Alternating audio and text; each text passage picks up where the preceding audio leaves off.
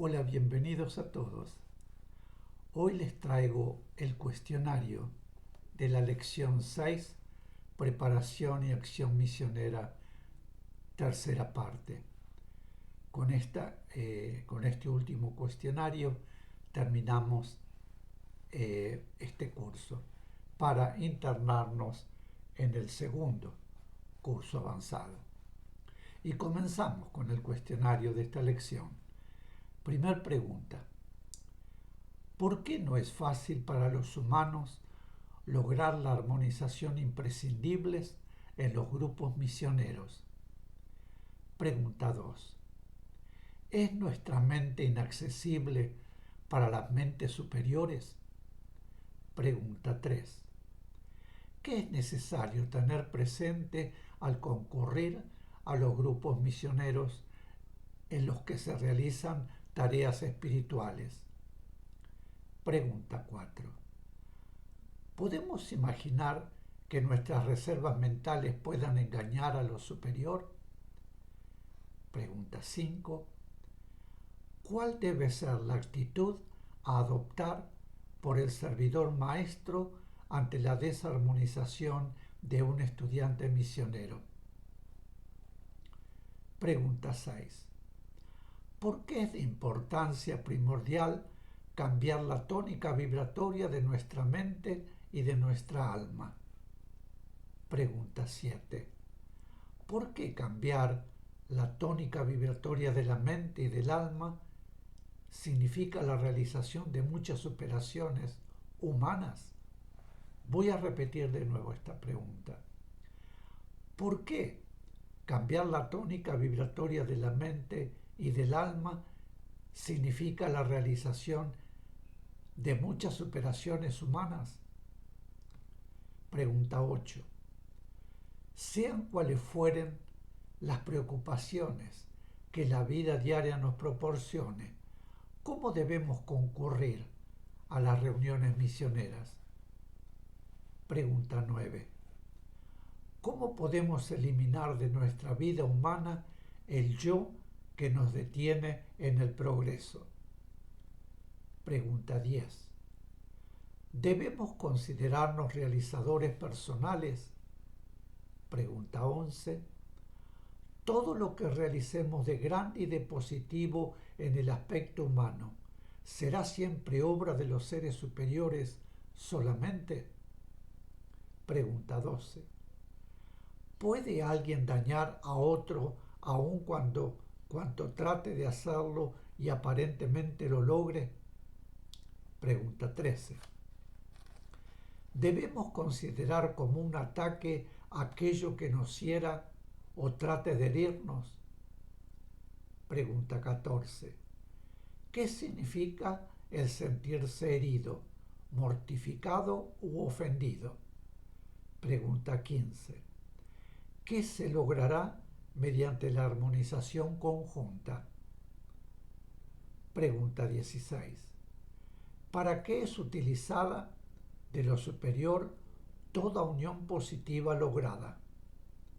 Pregunta 17. ¿Cuántos aspectos tiene el trabajo que realizamos en los grupos misioneros? Pregunta 18. ¿Qué ocurre si demoramos nuestra preparación y nuestra capacitación? Pregunta 19. ¿Cómo debemos responder a lo que hemos prometido a la ley realizar? Pregunta 20. ¿Por qué tanto los trabajos conscientes como los inconscientes son imprescindibles dentro de la tarea? Pregunta 21. ¿Por qué, si el conocimiento llega a las personas cuando aún no están preparadas, no es tan útil como lo es a quienes tienen la preparación necesaria? Vuelvo a repetirla. ¿Por qué, si el conocimiento llega a las personas cuando aún no están preparadas, no es tan útil como le es a quienes tienen la preparación necesaria? Pregunta 22. además del nuestro, hay ya conformados otros grupos que trabajan dentro de la tarea que corresponde a la obra del Cristo. ¿Quiénes las conforman? Pregunta 23. ¿Cómo se conforman los pequeños y grandes grupos que trabajan en la misión de amor? Pregunta 24. ¿Qué tarea le corresponde a cada grupo dentro de la obra? Pregunta 25. ¿Un solo grupo abarca todas esas necesidades? Pregunta 26. ¿Qué viene a constituir la vibración resultante de un grupo en trabajo espiritual? Pregunta 27. ¿Qué ventajas ofrecen los triángulos y las estrellas para la realización de trabajos espirituales? Pregunta 28. ¿Dónde se encuentran los seres sutiles que están encarnados en la Tierra trabajando en triángulos? Pregunta 29. ¿Estos seres han tomado contacto físico entre sí? Pregunta 30.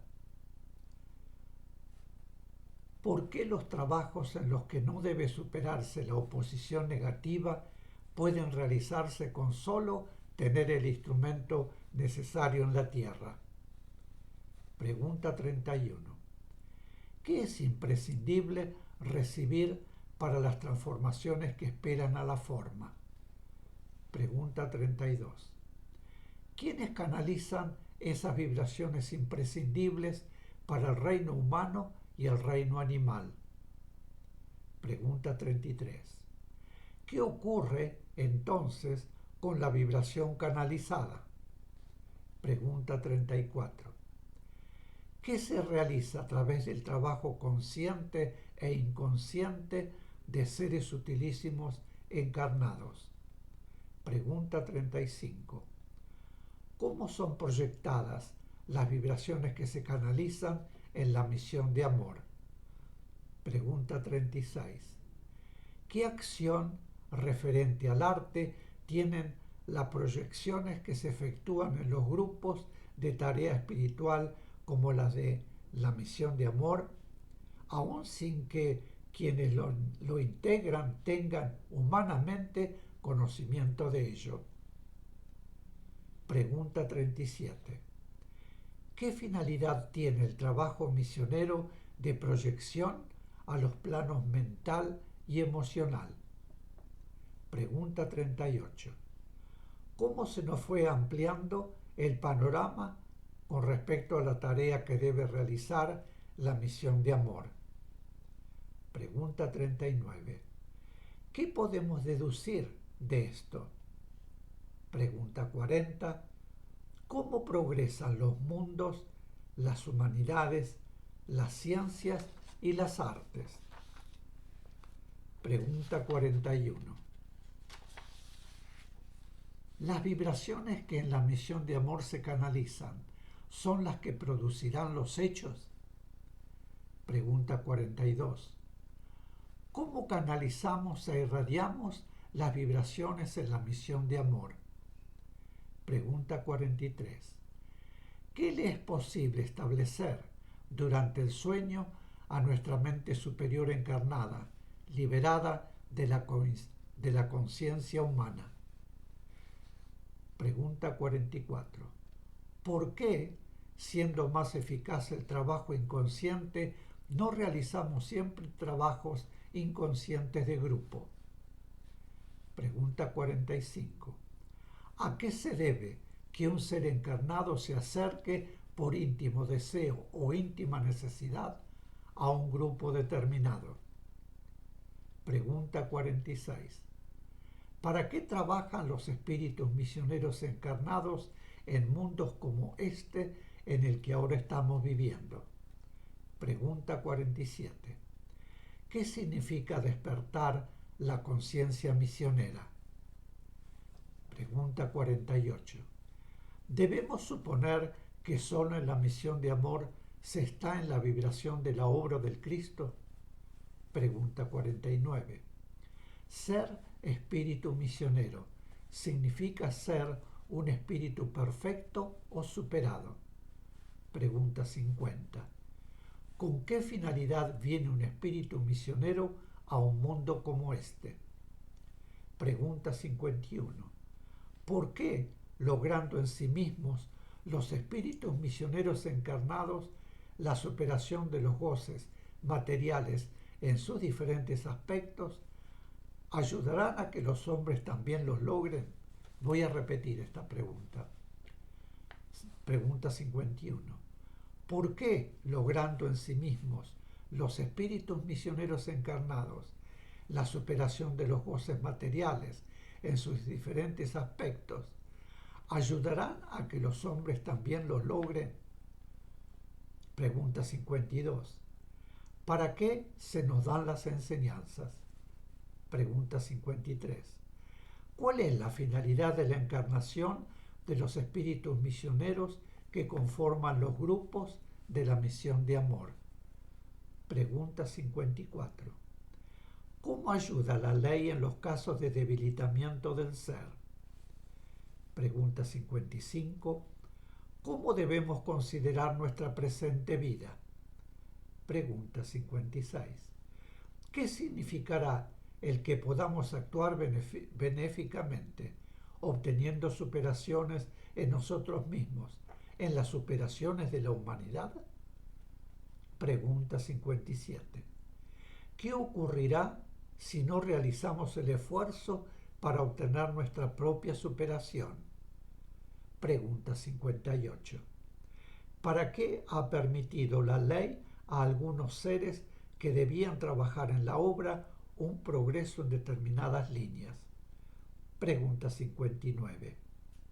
El tener ciertas superaciones realizadas y poder demostrarlas con hechos visibles, ¿significa que sean seres de gran evolución? Pregunta 60. ¿Por qué la realización de superaciones por parte de los espíritus misioneros encarnados constituye para los demás un índice de su propia posibilidad de superar? Pregunta 61.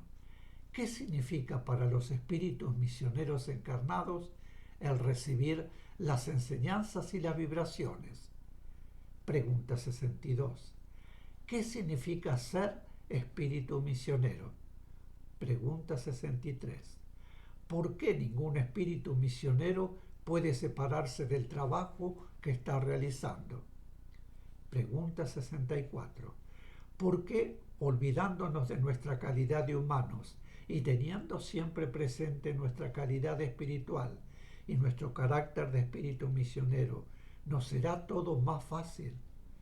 Pregunta 65. Pensar y vivir más espiritualmente y menos humanamente quiere decir que subestimemos nuestra vida humana. Pregunta 66. Las superaciones humanas que logremos en este periodo de nuestra vida espiritual que estamos realizando como misioneros, ¿qué efectos tendrán para el bien de la humanidad? Pregunta 67. ¿Por qué no debemos pensar ni por un instante que un espíritu misionero puede renunciar a su calidad de misionero y dedicarse a ser simple mortal? Pregunta 68.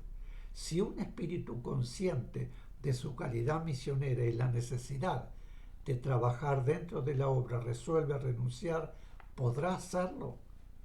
Y pregunta 69, la final. Cuando en las enseñanzas se habla de trabajo, de realizaciones, de superaciones, ¿podría suponerse que se nos está obligando? Y este es el final, mis queridos, en lo que respecta al primer curso avanzado y sus lecciones. Vendré muy prontito para continuar con el próximo curso. Muchísimas gracias. Hasta siempre.